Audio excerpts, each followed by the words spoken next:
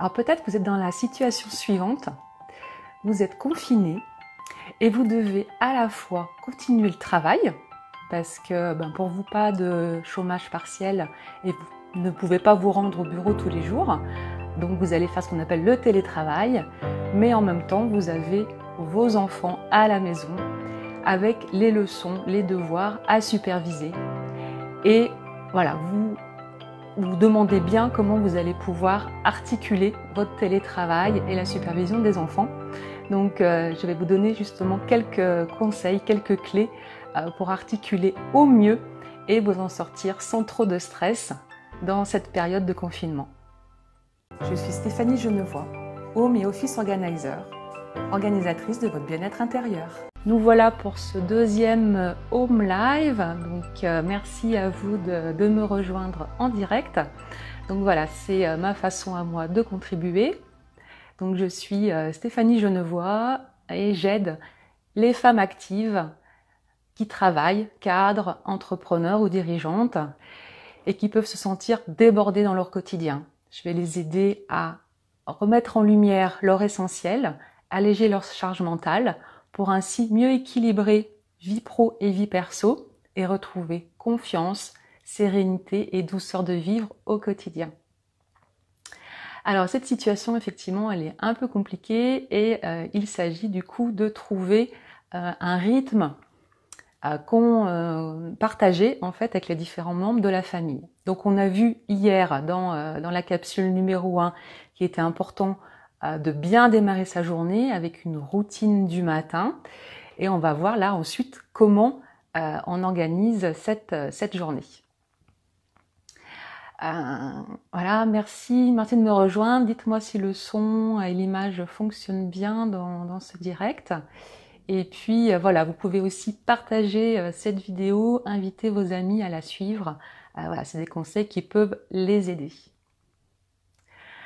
Donc, après avoir bien commencé sa journée avec sa routine du matin, donc on est dans un état d'esprit de travailler. Voilà, vous avez des dossiers à rendre, vous aviez des mails à répondre, mais voilà, vous avez aussi peut-être 1, 2 ou 3 enfants ou plus scolarisés, donc vous devez vous articuler aussi pour superviser les devoirs. Alors tout d'abord, le premier conseil que je vous donnerai, c'est de déterminer quel est le meilleur moment pour vous pour travailler. Là, du coup, vous n'avez pas ou peut-être moins d'horaires de bureau imposés, donc vous pouvez plus vous caler finalement sur vos moments de meilleure énergie, de meilleure concentration. Donc il y a des personnes, on va dire, qui sont du matin, donc c'est le matin où elles ont le plus la concentration au maximum. Et pour d'autres, ça va être plutôt l'après-midi ou en fin d'après-midi ou le soir. Donc ça déjà, c'est important de, si possible, respecter ça. Et à ce moment-là, je vous conseillerais donc de mettre vos créneaux de télétravail sur vos périodes de plus grande concentration et les périodes où vous savez où vous êtes moins concentré, voilà, c'est plus difficile pour vous, voilà, ça peut être éventuellement après le repas pour la digestion, à ce moment-là, de superviser les devoirs sur ces périodes où vous-même, vous savez que vous serez moins efficace sur le travail. Donc il ne faut pas avoir peur aussi de faire des créneaux plus courts. Peut-être que vous vous paniquez un peu en disant oui, mais d'habitude, j'ai énormément de travail et en 8, 9, 10 heures sur ma journée, j'ai déjà du mal à tout tenir. Comment je vais faire si je travaille que 5 à 6 heures? Donc là, c'est important de voir que, en fait, en ayant moins de temps, vous allez travailler de façon beaucoup plus efficace. Donc ça, il y a des outils d'efficacité dont je vous parlerai si ça vous intéresse dans une prochaine vidéo. Mais voilà, déjà, en notant les moments de la journée où vous savez que vous avez la meilleure concentration. Voilà, ça c'est important. Après, il faut tenir compte aussi du rythme des enfants. Donc, idéalement, leur période de concentration et la vôtre sont décalées, ce qui va vous permettre du coup d'articuler les deux. Mais peut-être que vos enfants aussi sont du matin, par exemple. Donc là, comment faire? J'ai une amie justement qui me partageait hier que elle, avec son mari, donc font leur télétravail le matin pendant que les enfants font du jeu et elle les fait travailler l'après-midi. Donc ça peut être tout à fait possible. Et sinon, voilà, de voir aussi comment vous pouvez vous relayer dans le couple. Voilà, si vous avez la chance de traverser ça à deux. Voilà, donc ça va pas être un conseil effectivement qui s'applique pour les parents solo. J'en suis désolée. Effectivement, il y a un challenge supplémentaire.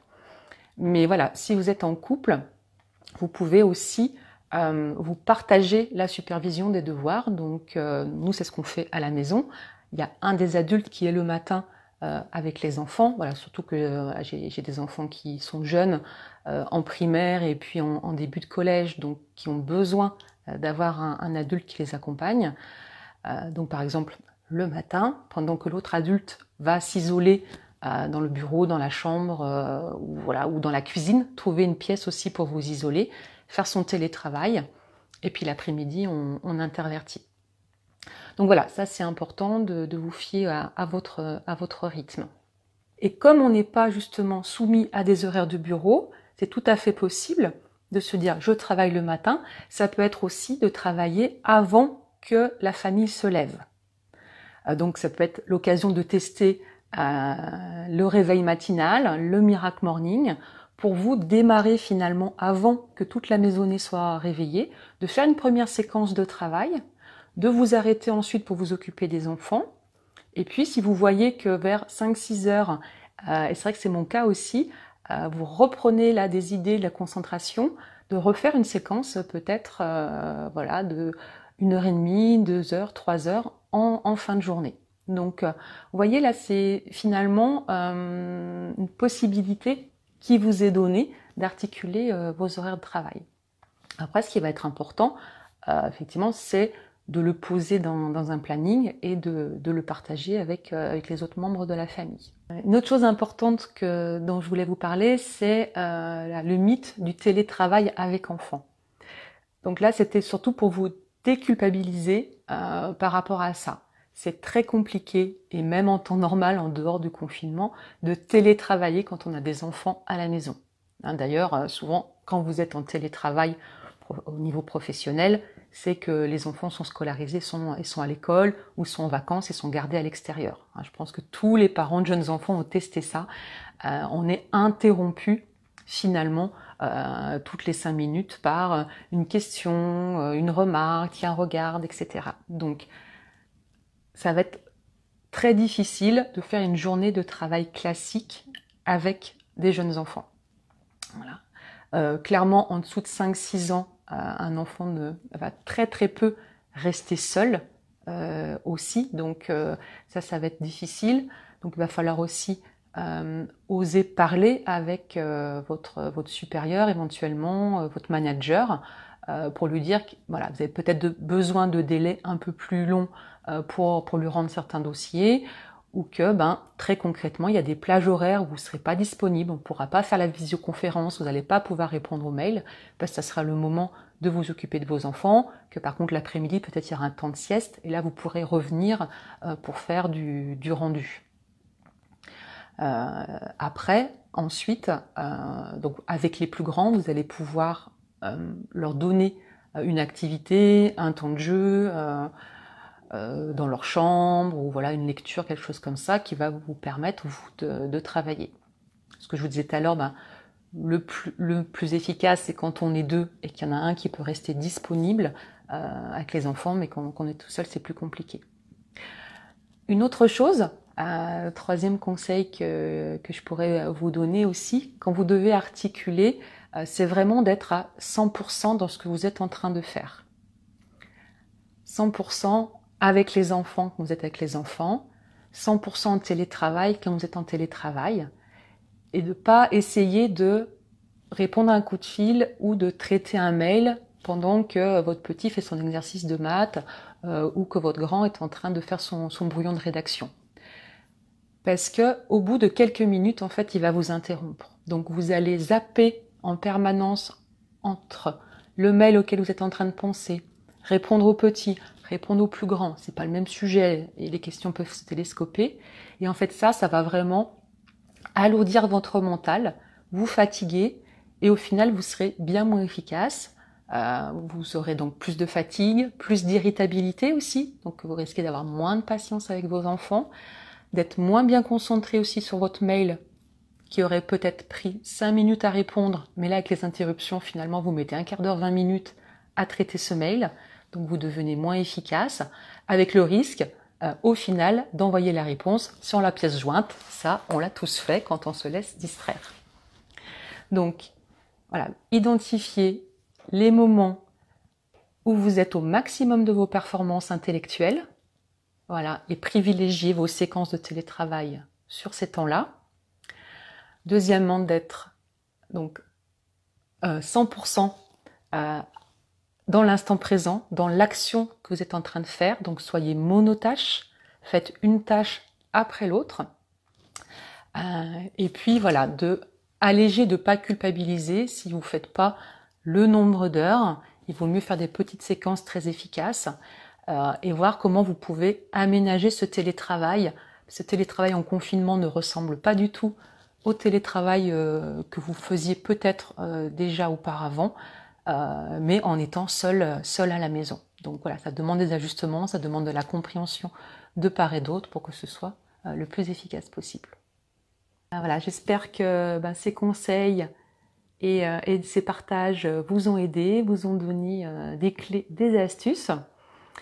Si vous êtes peut-être dans une situation où c'est compliqué, vous voyez pas comment vous organiser et vraiment il y a le télétravail, il y a les enfants, il y a les tâches quotidiennes, enfin vraiment il y a une grosse charge qui pèse sur vous. Je vous propose du coup de réserver une séance de conseil laser. Donc c'est une séance d'1 heure où on sera en tête-à-tête, vraiment pour que je vous donne des conseils personnalisés sur votre problématique.